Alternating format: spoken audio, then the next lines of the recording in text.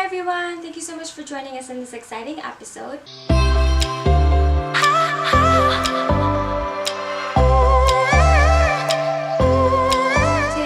Making a floor runner, and this is usually used for your head table, your guest table centerpieces, or receiving table, and it's just honestly a really good option for those looking for a lower floral arrangement to decorate any place they'd like. For today we're going to be using the classic colors white and green, and before we get started, let's see what we have on our table. So on the table today I have a long floral plate, some foam for silk flowers. There's a variety of greens, and onto the flowers we have some white and off-white roses and peonies, as well as white fillers. Onto the tools, there's a wire cutter and some tape, and that's it for the most part. So for today, I'm actually going to take the table and use it to work on. And I also have a floral plate that already has some foam taped onto it. I have some mini white rolls of foam, and then I actually also have some pool noodles. I love this idea, just using this instead of looking for foam specifically made for silk flowers, because sometimes that's difficult to find. You can also try to find a different colored one that's more subtle than orange.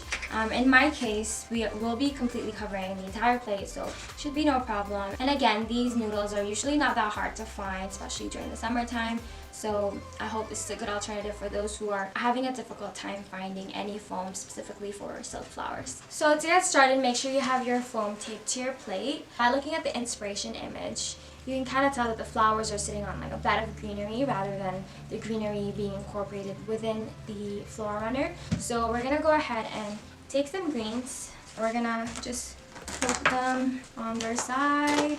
Usually we don't style the back because it doesn't always show. But if you place them on like a rectangular guest table centerpiece, then you would have to decorate both front and back. So I'm just going to continue adding the greens to get the base a little bit fuller.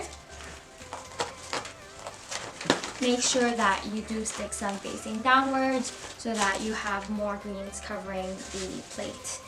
When you're making the floral runner, you don't want to show the mechanics of how you made it, so you want to make sure you cover the foam and the floral plate, as well as any tape that might be showing throughout the runner.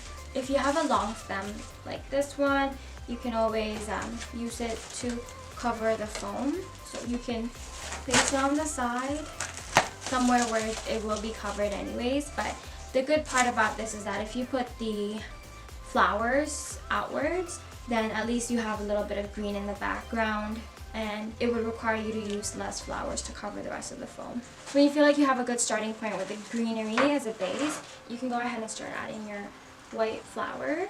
Today I'm going to be using a mixture of peonies, roses, and a few smaller flowers like ranunculus and spray roses.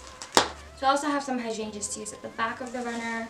It's more so just to even out the weight of both the front and the back. But yeah, if you don't need to decorate the back, you can just add some hydrangeas. They're heavier than the roses. Always make sure that when you look at your arrangement, you double check the height and that it's not too tall or it's not too low, depending on whether you'll be using just one singular plate or multiple plates to create a longer runner. You definitely want to cover the last piece that will be showing. You want to cover the sides of that because your guests will be able to see that, and even photos, it will be shown in photos, so make sure you cover it even if it's just with greenery.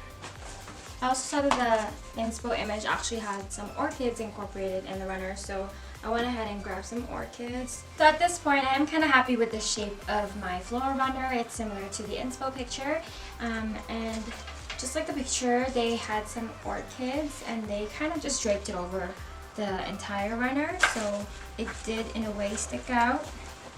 I'm just gonna stick it towards the back so that it drapes over the roses and the peonies. It's probably gonna take about 3. I love how the orchids finished off the floral runner.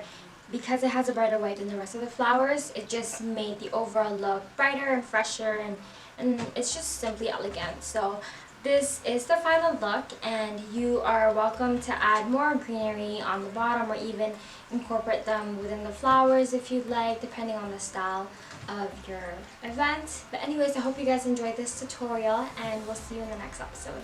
Thank you!